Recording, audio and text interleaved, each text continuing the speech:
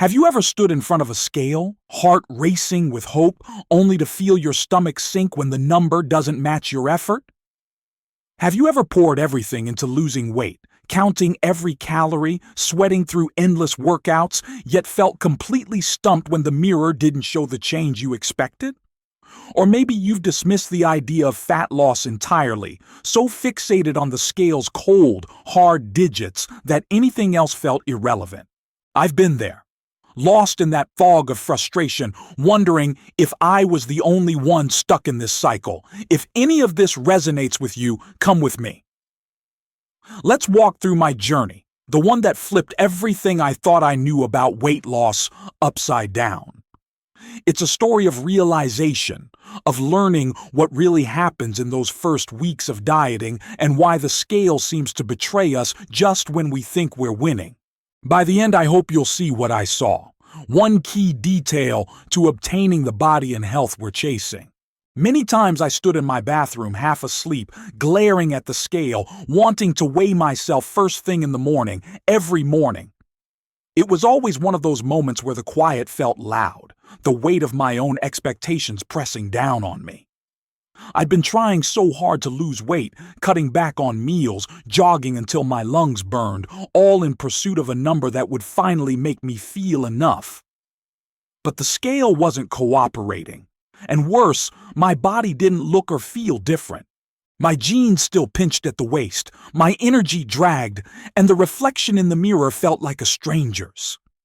I was inquisitive, almost desperate, asking myself why this wasn't working.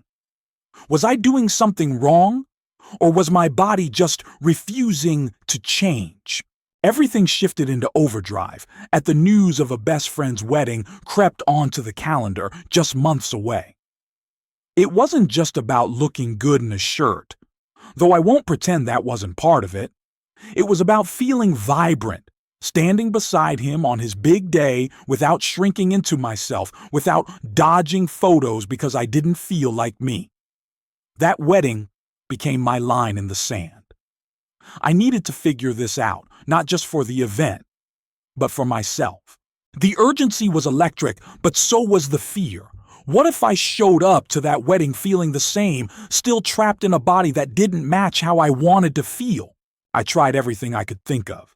First, I slashed my calories, surviving on salads and protein shakes, my stomach rumbling like a distant storm. The scale dropped a couple of kilos, but I felt weak, foggy, and my body looked softer, not leaner. Then I leaned into cardio, spending hours on the elliptical, my knees protesting with every step. The scale budged a bit more, but my arms looked thinner, not more defined, and I was exhausted. I even bought into those miracle cleanses, choking down bitter green juices that promised to melt pounds away. They didn't. Every attempt hit the same wall. Fleeting scale victories that faded fast, a body that didn't look better, and a growing sense that I was failing. The winter air felt colder with each defeat, the candles' glow dimming, just like my hope. Curiosity drove me to dig deeper. I'm the type who needs every detail, every why and how before I can trust a path forward. So, I dove into some heavy research, determined to understand what was happening in my body. What I found was jaw-dropping, almost unbelievable, but it reshaped everything. Weight loss and fat loss aren't the same. Weight loss is just a number, fat, muscle, water, even bone mass, all lumped together.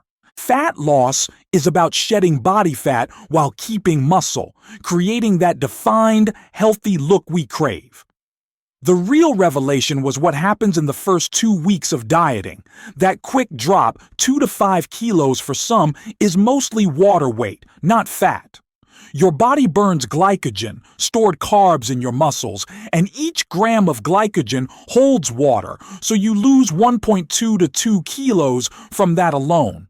Lower carb intake means less insulin, which triggers your body to flush out sodium and water, up to 400 milliliters a day just from sodium loss. Eating less processed food lightens your gut too, cutting bloating. But then, after that water weight vanishes, fat loss begins and it's slower. The scale stalls, making you think you're stuck when you're actually progressing. It was like the scale was playing tricks, and I'd been fooled every time. This knowledge was my turning point. I stopped chasing weight loss and focused on fat loss. I set a moderate calorie deficit, 300 to 500 calories less per day, enough to lose fat without starving myself. I prioritized protein, eating a gram per pound of my body weight per day to protect my muscles. I started resistance training 3 times a week, lifting weights despite worrying I'd look too muscular. I tracked progress differently, waist measurements, photos, how my clothes felt. I learned muscle burns more calories, keeping my metabolism humming, and resistance training even protected my bones, which can weaken on low-calorie diets due to hormonal shifts like lower leptin or higher cortisol. I made sure to get calcium and vitamin D to support bone density too. The moment of truth came 2 weeks later. The scale barely moved. Half a kilo down, nothing dramatic, but my waist was 3 centimeters smaller, my shoulders looked sharper, my energy was steady, and my favorite sweater hung better. I was losing fat, not just weight, and it showed. By the wedding, I'd lost about 4 kilos of fat, but the real win was how I felt, strong, confident, alive. I danced that night, laughed in photos, and felt like myself again. The scale didn't define me anymore. The clear, evident changes in my body did. Now, I've never felt more at ease with my journey. The scale used to be my judge and jury, but I see it as just one piece of the puzzle, essentially irrelevant. I celebrate lifting heavier weights, feeling my energy spike, even mastering pull-ups, something I never thought possible.